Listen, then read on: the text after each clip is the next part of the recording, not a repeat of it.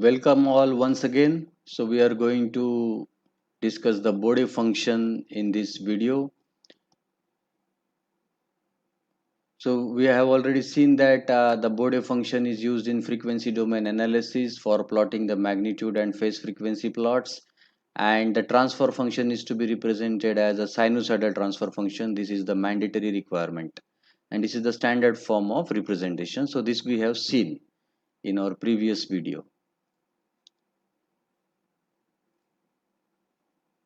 Now the Bode function or the Bode plot has got two plots. One is magnitude plot and other one is the phase plot. So the magnitude plot is represented as the magnitude of g of j omega and h of j omega. So that is nothing but GSHS. So S is replaced by j omega here. So this is how the magnitude is obtained on the basis of this function. And similarly, the angle of g of j omega and h of j omega is represented as phi is equal to minus tan inverse of pi zeta u upon 1 minus u square. So this is from the sinusoidal transfer function, we can obtain the magnitude expression and the phase angle expression for a standard second order control system. Now this is very important. If you want to plot the Bode plot, then the open loop transfer function of the unity feedback control system must be expressed in time constant form. In root locus, the requirement was for the pole zero form. In Bode plot, it should be represented in time constant form. So you can find g of s as k into tz1s plus 1 plus tz2s plus 1 upon s to the power n tp1s plus 1 and tp2s plus 1. So it is 1 plus st form where capital T is the time constant of the particular part of this particular function. Okay, so the upper these are the factors related to zeros and these are the factors related to pole. The power of s, that is n, represents the type of the system. Now this is the MATLAB program for plotting the Bode plot. So with the help of this program, we can get the Bode magnitude and Bode phase plot. So I have taken the function, same function of as we have taken for the step response. So here g of s is equal to 25 upon s square plus 4s plus 25. So for this function, we want to plot the Bode plot. So we'll again start with the program clear all, then we will write numerator and denominator coefficients from the polynomial equation. Now you know how to write numerator and denominator. Then as we want to plot the Bode plot, simply write Bode. It is a function, inbuilt function in control system toolbox. So for what transfer function we need to plot the Bode plot, so that we will represent here num comma den. So for this function, the Bode plot or the plots Bode magnitude and phase frequency plots of g of s will be plotted. So we will have the grid also on that plot, on that image, and then we will write a title for that, that is the Bode plot of g of s, that is equal to 25 upon s square plus 4s plus 25. So let us execute this program again in MATLAB. So we will go back to MATLAB once again.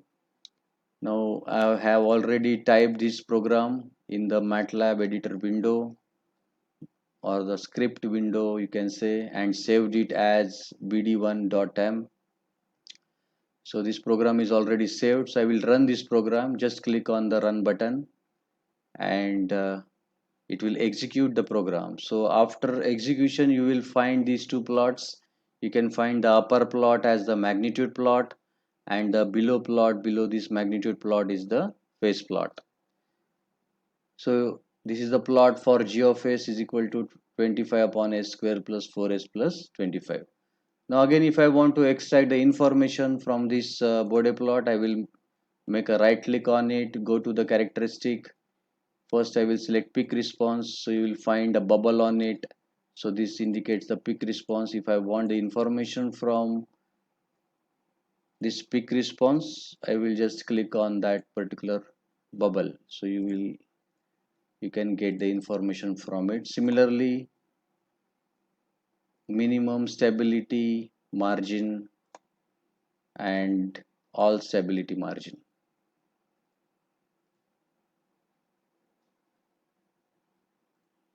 So this is how we get the Bode plot from the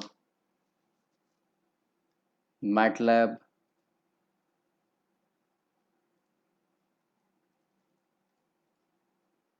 program. Now we'll go back to the presentation. So this is what we have obtained. So after clicking on this button, after execution of the program, you will get various information. So you will get the peak gain in decibel dB 2.7, at what frequency you are getting it, that will be given here. Then the how is the system, whether it is stable or not. So from this you will get phase margin, then delay margin, at what frequency you are getting, and what is the status of the system. So this closed loop system is stable, so you are finding it is yes. Whether it is stable, yes, it is stable. Similarly, for this point, again the same, phase margin is given, delay margin is given, frequency, at what frequency you are getting this, and the status of the system, that the system is stable. So you are finding on the x-axis it is the frequency in radian per seconds, and on the y-axis for phase plot it is phase in degrees and magnitude in decibel.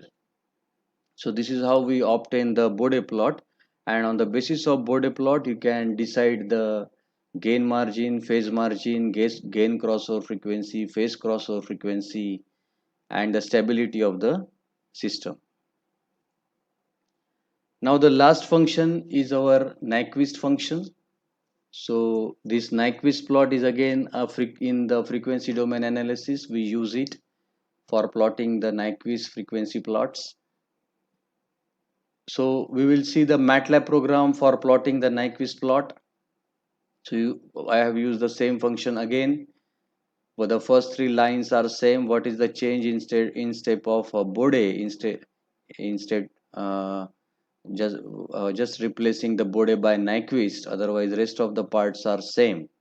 So here title also, it is a Nyquist plot of G of S, and this Nyquist is the is the inbuilt function in the control system toolbox, so which will plot the Nyquist frequency plot of G of S.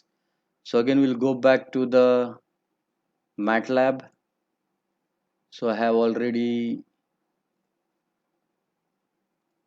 saved this program as Nyquist frequency plot. So again you will type it, save it, and then you will run this program. After running this program, you will get the Nyquist image file in this manner. Again go on selecting the characteristic, peak response, then minimum stability margin, and all stability margin. So you will get these different bubbles. So we will get the information from these different bubbles mentioned on this particular plot. So here you can see the phase margin is minus 180 degree, delay margin is infinite at frequency 0, the closed loop system is stable. Similarly, here the system information is given, peak gain is 2.7 dB at frequency 4.12 radian per seconds.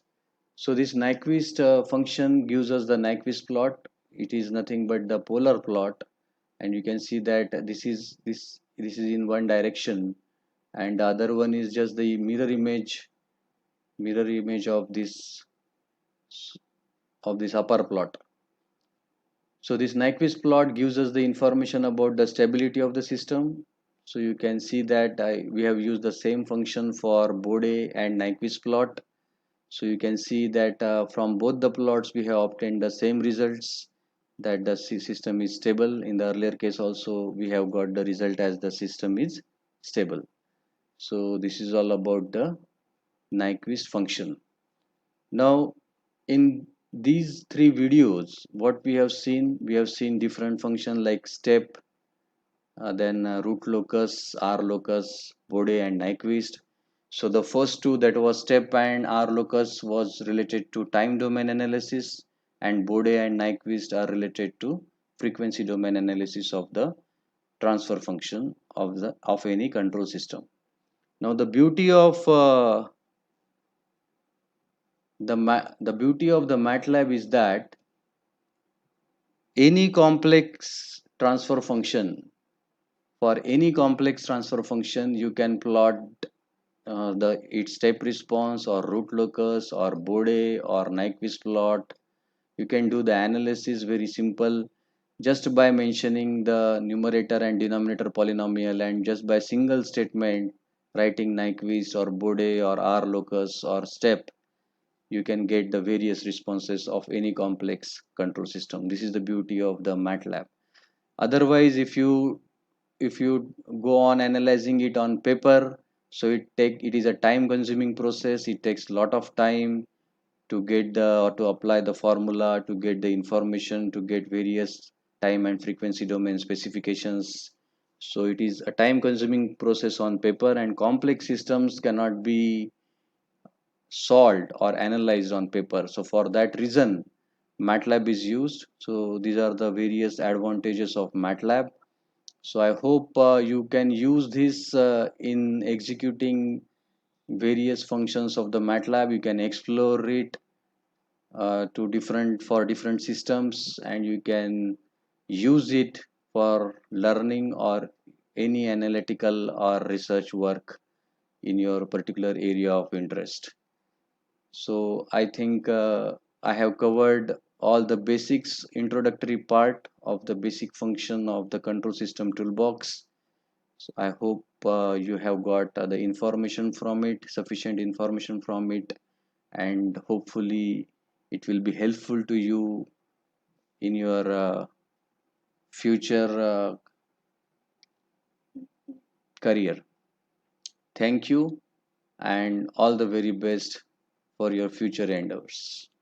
So we'll stop here now as far as the introduction to control system toolbox in MATLAB for this STTP is concerned. So I am Dr. Kushal Kanno. I will be taking your permission to leave now. Thank you very much.